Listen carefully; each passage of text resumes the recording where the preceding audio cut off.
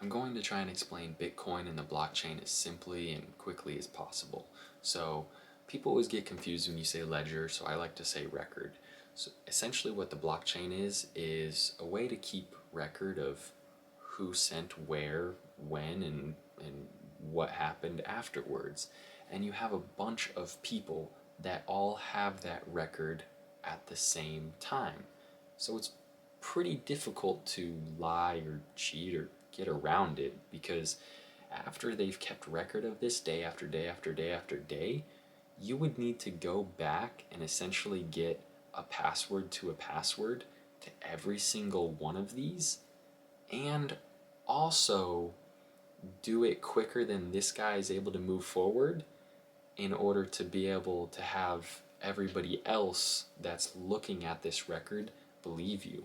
Because one of the rules to the game is whoever has the most work, which is why it's called a proof of work system, is essentially the most credible and the most believable. And after that, it's the one that's shorter after that. But the longest blockchain, essentially, is the one that's the most believable. Now, how do you get issued tokens and coins and stuff like that? Well, if it's a coin, it's something that's native to that blockchain, which would be Bitcoin. And how you get awarded it is by having a really fast computer, basically, that's running through a bunch of numbers.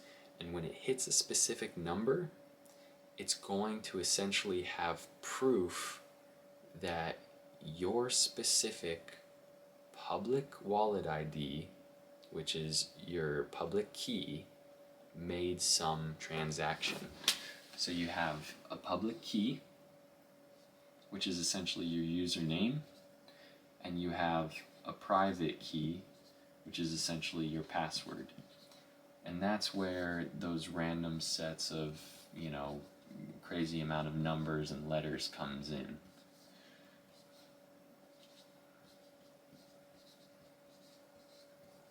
Okay? So that public key that you're using as your username, that's where you're going to direct your transaction at. You're going to say, I want to send 5 Bitcoin that way. And then what's going to happen is all of these computers are going to be able to not see the private password, but if they have their computer run through trillions of transactions, or they join a team in order to make that even quicker, which is called joining a pool, then what they'll end up with is a random set of numbers that proves that this person that this person has access to the private password. And so this is where it gets kind of confusing, but essentially the computers are trying to solve for the password of a password. And if you were to change anything here, that would essentially change the number that you're going to get out of that. Now, the different blockchains can add rules on top of this. They can say, hey, I want you to find a number that has 17 zeros. The more zeros that they put in the front, the more difficult it is to solve that mathematical equation. And this part right here is where the crypto and cryptography comes in.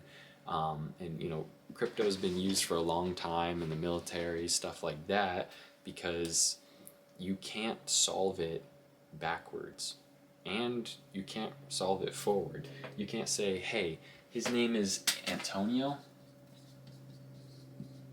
and the set of numbers I got is 10101010, and then do that 1,000 times and figure out which letter is what set of 256 ones and zeros or bits, because 256 is too much. It would take you an infinite amount of time in order to try and forward solve and figure out which letter correlates with which random set of numbers together, because there's too many possibilities.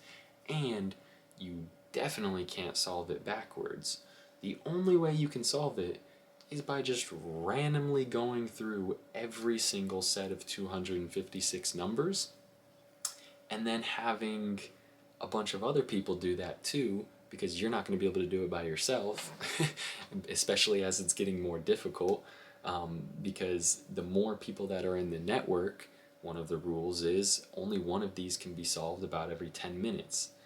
But they don't want it to keep on getting solved by the same, mega corporation, because then it would just end up being a centralized system again, because they would have all the power because they're always solving it, and they would control all of the supply of Bitcoin.